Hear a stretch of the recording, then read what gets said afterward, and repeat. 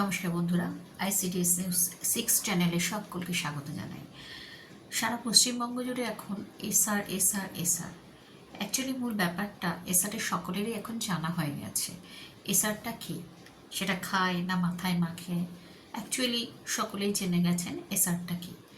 নির্বাচন কমিশন 2002 সালের পর এইবার নতুন করে আবারও এসআরের কাজ শুরু করেছেন সারা ভারতবর্ষ জুড়ে। আপনারা জানেন বিহারে অলরেডি কাজ কমপ্লিট হয়ে গেছে, এখন ওয়েস্ট বেঙ্গলে কাজ শুরু হয়েছে। দেখা যাচ্ছে ওয়েস্ট বেঙ্গলে বিভিন্ন জেলাতে জেলা শাসকের দপ্তর থেকে কিন্তু এই কাজের নির্দেশ জারি হয়ে গেছে, কারণ নির্বাচন কমিশন কিন্তু জেলা শাসককে একদম অর্ডার করে দিয়েছেন যে এই কাজ খুব তাড়াতাড়ি কিন্তু কমপ্লিট করতে হবে। আমরা দেখতে পাচ্ছি বিএলও স্তরে কিন্তু এই কাজ অলরেডি টেবিল ওয়ার্ক সেটা কিন্তু শুরু হয়ে গেছে এবং সেগুলি কাজ হচ্ছে। অ্যাকচুয়ালি কথা হচ্ছে যে 2002 সালের ভোটার লিস্ট দেখে কেন মেলানো হচ্ছে, তার কারণ হচ্ছে লাস্ট এসআরের কাজ ওয়েস্ট বেঙ্গলে 2002 সালেই কিন্তু হয়েছিল। তাই 2002 সালের পর থেকেই কিন্তু এসআরের কাজ শুরু করা হয়েছে। এখানে দেখা যাচ্ছে যে 11টি তালিকা যে প্রকাশ পেয়েছে, সেই নথিগুলির মধ্যে যে কোনো দুটি বা তার অধিকও হতে পারে যে আপনাদের কিন্তু এসআরএ ফর্মের সাথে সাবমিট করতে হবে। প্রথমে বলে দিই যে এই যে এসআরএর কাজ কেন করা হচ্ছে, কারণ অনেক সময় দেখা যাচ্ছে যে আমাদের নির্বাচন সঠিকভাবে কিন্তু হচ্ছে না। নির্বাচন কমিশন ভোটার তালিকাকে কিন্তু স্বচ্ছ করার জন্যই কিন্তু এই এসআরের কাজটি কিন্তু করছেন।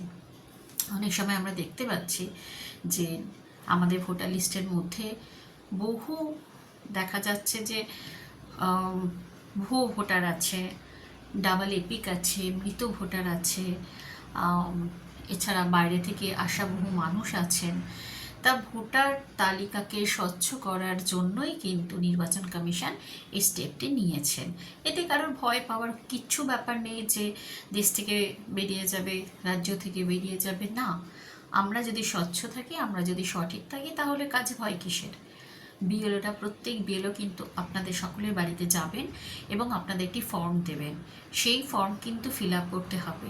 মনে রাখতে হবে যে 2002 সালের যে ভোটার লিস্টে যে অংশে আপনার নাম আছে, সেই অংশটি কিন্তু জেরক্স সাথে জমা দিতে হবে। এবং ডকুমেন্টসের মধ্যে যে 11টি ডকুমেন্টসের কথা বলা হয়েছে, সেই 11টি ডকুমেন্টস আমি বলি কী কী লাগছে এসআরের জন্য।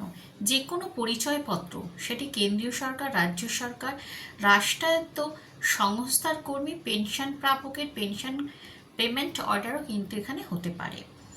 1/7/1987 সালের আগে সরকার, স্থানীয় কর্তৃপক্ষ, ব্যাংক, ডাকঘর, ভারতীয় জীবন বীমা নিগম, রাষ্ট্রায়ত্ত সংস্থা কর্তৃক ভারতে প্রদত্ত যে কোনো সচিত্র পরিচয়পত্র কিন্তু বা সংশয়পত্র কিন্তু চলবে।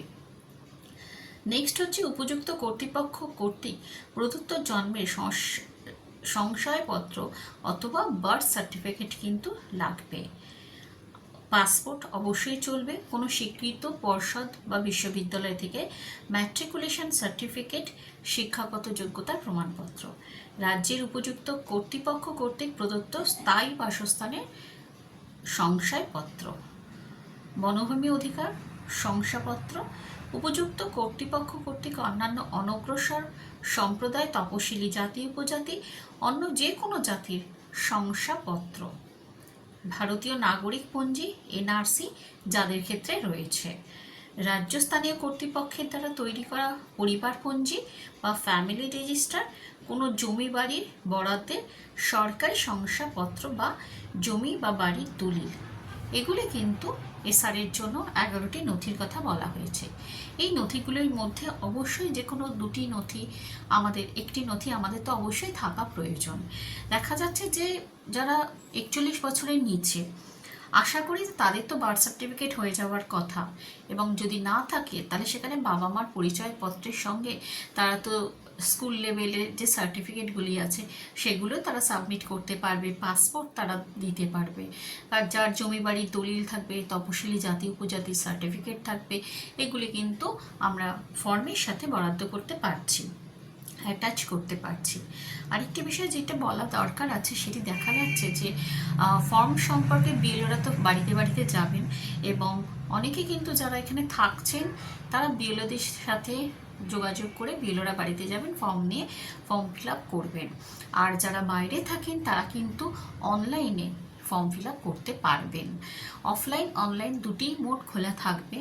ফর্ম ফিল আপের জন্য নির্দিষ্ট সময়সীমা নিশ্চয়ই থাকবে, তবে সেখানে তাড়াতাড়ি কাজগুলি কিন্তু করে ফেলা খুবই জরুরি। আপনাদের সাথে যে বিএলওরা যাবেন, কাজ করবেন আপনাদের বাড়িতে, অবশ্যই মনে রাখবেন সেই বিএলওরা কিন্তু সরকারি কর্মচারী। যে কোনো স্কুলের তারা শিক্ষক শিক্ষিকা অথবা শিশু বিকাশ দপ্তর কাজ করে, তার অধীনস্থ কর্মচারীরা কিন্তু যাবেন। তাহলে দেখা যাচ্ছে সমস্ত সরকারি কর্তৃপক্ষ থেকে সরকারি কাজ করে এমন মানুষই কিন্তু আপনার বাড়িতে যাবে।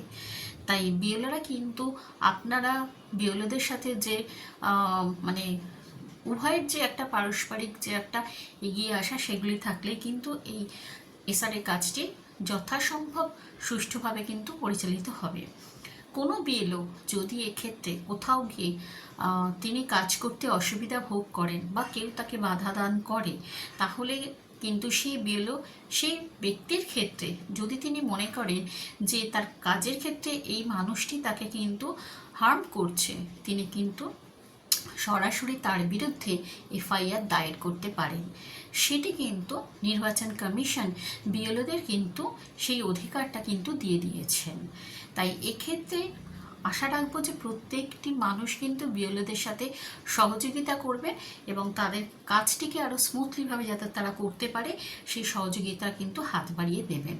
কেউ যদি বিএলওদের সাথে অভব্য আচরণ করে বা তাদের কাজকে বাধাদান করার চেষ্টা করে বা কোনো রকম সমস্যা তারা পড়েন, তারা কিন্তু তাদের কাছে সেই অধিকার বা পাওয়ারটা আছে, তারা কিন্তু তাদের সরকারি অধিকার কিন্তু প্রয়োগ করতে পারবেন।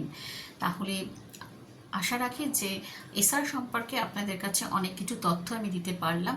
খুব তাড়াতাড়ি সাউথ 24 পরগনা এসআরের কাজ শুরু হয়ে যাবে। অলরেডি হয়তো দেখা যাচ্ছে যে কালী পুজোর আগেই হয়তো এসআরের কাজ শুরু হয়ে যাবে। যারা বাইরে থাকেন তারা কিন্তু অবশ্যই সমস্যার কোনো কারণ নেই, তারা তাদের উপযুক্ত নথি কিন্তু দিয়ে তারা কিন্তু অনলাইনে তাদের এসআরের যে ফর্ম সেগুলিকে তারা ফিল আপ করে সাবমিট করতে পারবেন। আরেকটি কথা, 2002 সালের ভোটার লিস্টে প্রত্যেকে নিজেদের নাম মিলিয়ে রাখবেন, তাদের পার্ট নাম্বার সিরিয়াল নাম্বার কত ছিল এবং সংশ্লিষ্ট যে পৃষ্ঠাটি সেটি অবশ্যই কিন্তু আপনারা একটা জেরক্স করে নিজেদের কাছে রাখবেন, কারণ এগুলি কিন্তু আপনাদের জন্য খুবই মানে কার্যকরী। এগুলি কিন্তু আপনাদের এসআরএ ফর্মের সাথে কিন্তু একসাথে অ্যাটাচ করে দিতে হতে পারে বা হবে এটা দিতে।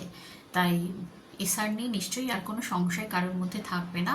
এটি নির্বাচন কমিশন তার নির্বাচনকে স্বচ্ছ করার জন্য, ভোটার তালিকাকে ত্রুটিমুক্ত করার জন্য কিন্তু এই এসআরের পদক্ষেপ কিন্তু নিয়েছেন।